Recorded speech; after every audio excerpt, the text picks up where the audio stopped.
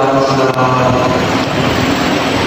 lahat ng hinirang ng Diyos mula sa ating sinatapawang, mula sa mga kapalian, at para rin sa lahat ng mga layo o natulong at nililimutan sa ating simbahan. Yaya ito para sa lahat ng ating mga kapatid na nililimutan sa ating pamahalaan. Natuloy na sa dalit ay pamilya na pagkakunan ng Diyos upang ang kanilang paglilingkod ay maging katulad na paglilingkod na ginawa ng Panginoong Kristo na nakatuon sa atin at hindi naman sa sarili nilang kapakanan. At sa ating lahat, sa ating mga sa buhay, kaya natin ito at sana ay maging malinunit sa atin ang ating pagpapos na pinagdadaanan sa araw-araw.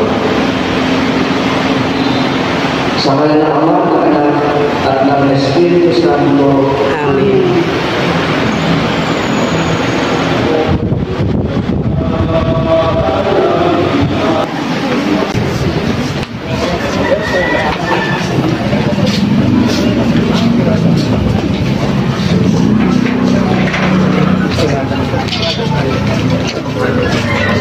Stasyon. Ang pagsalo ni Jesus sa huling hapunan kasama ng kanyang mga alagad. Sinasamba at pinupuri ka namin, Panginoong Hesukristo.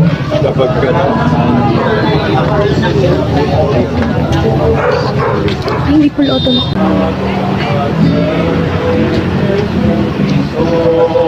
Lubos ang sinta sa tao at sa lahat ng katutuo.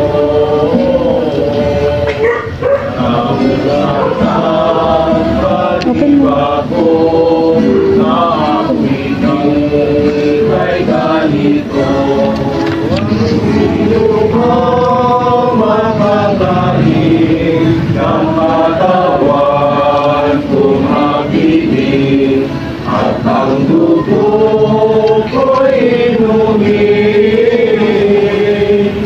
Siya'y nasa akin at ako'y nasa kanya rin.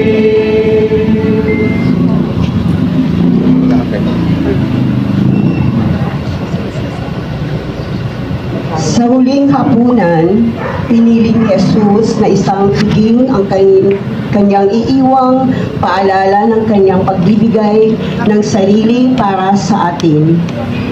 Madalas hindi natin napapansin na tayo ay nabubuhay ng matiwasay dahil may mga taong nagbibigay ng kanilang sarili para sa ating kapakanan. Marami ring panahon na ipinagwawalang bahala natin ang kabutihan ng ibang tao sa atin, lalo na kung iniisip nating bahagi ng kanilang trabaho ang maging mabuti sa atin. Katulad ni Jesus, ang kanilang pagbibigay ng buhay, ang siya rin nagbibigay ng buhay sa atin. Sikapin nating makita na ang ating tinatamasa ay bunga rin ng paghihirap ng iba. Tayo'y nabubuhay dahil sa pag-aalalay ng sarili ng ibang tao. Naway makita natin si Jesus na nagbibigay ng kanyang buhay sa mga taong nagsasakripisyo para sa ating ikabubuti. Manalangin tayo. Panginoon, tulungan mo kami alalahanin na kami ay nabubuhay hindi lamang sa aming sariling pagsisikap. Turuan mo kami makita na hindi kami namumuhay sa pagsasarili. Turuan mo kami bigyan ng halaga ang nagbibigay ng kanilang mga sarili para sa aming kapakanan. Tulungan mo kami makita ka sa kanila. Ikaw na unang nagbigay ng iyong sariling buhay para sa amin. Luwalhati sa Ama, sa Anak, at sa Espiritu Santo.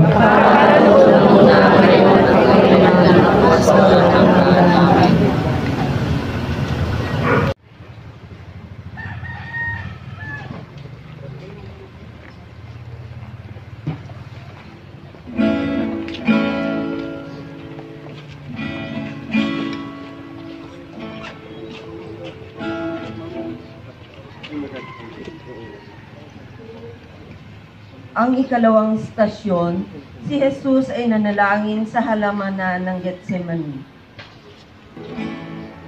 Ama ko sa loob, mangyaring iyong inipan, at huwag kong mainuman ang kalis ng kapalitan na darating sa katawan. Ayaw mo bukas na cellphone ko, ma-picture na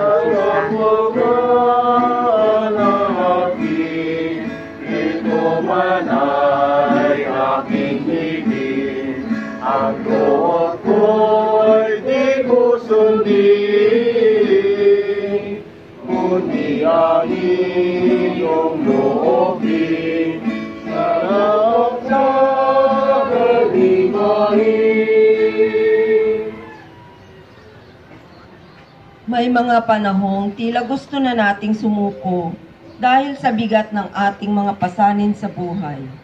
May mga panahong country and to the whole world. Amen. Amen. The first sorrow. Ikatlong istasyon. Si Jesus ay hinatulan sa harap ng Sanhedrin. Sabihin kong di bubos, ito rin anak na Diyos. Walang araw mananahon, titingnan lang sa sinuko. Matahan sa alamahan, tutingnan o sa lahat.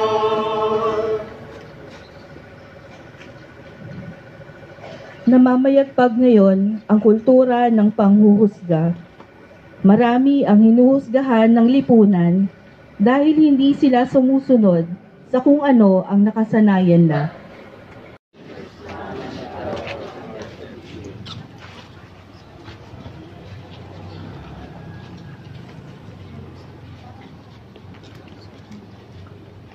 Ang ikalimang istasyon, niyakap at pinasan ni Jesus ang kanyang krus.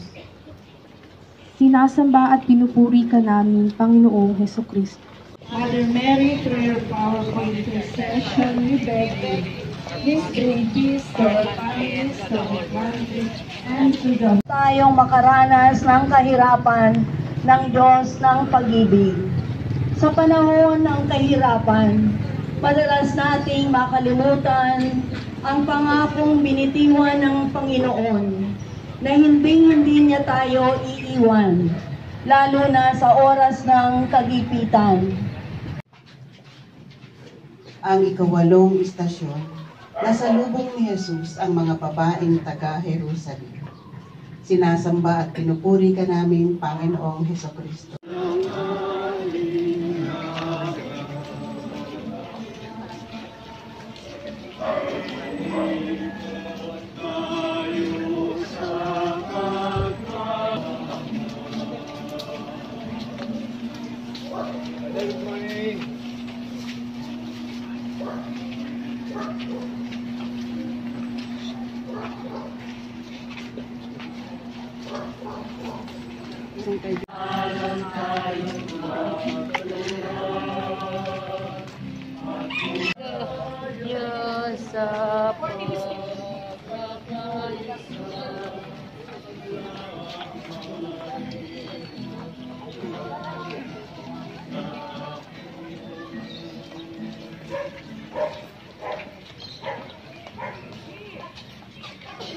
Ikalabing apat na istasyon, ang muling pagkabuhay ni Jesus.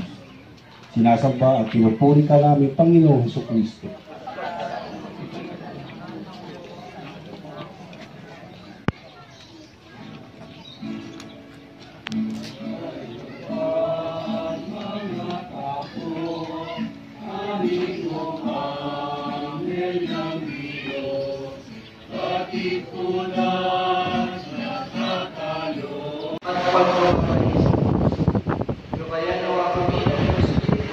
At pagkakalin kami sa pagharap sa mga pagsubok upang sa tuwinay ang kalooban mo ang magpari sa aming buhay.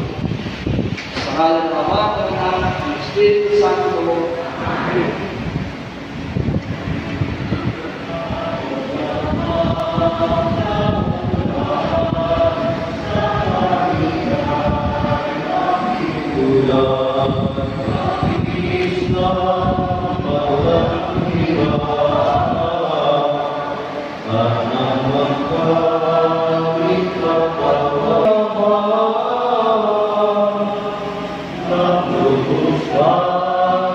Sa gulaman.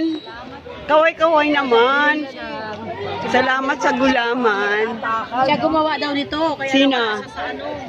Kaway-kaway. Kaway-kaway. Salamat sa gulaman. Salamat sa gulaman. Kaway-kaway.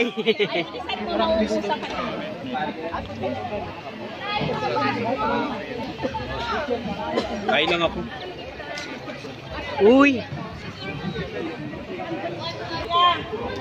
Ano yan? Gulaman. Wala yelo yan eh. Mabili ang gulaman ni Brother Rico. Yelo pala dito kay mataba.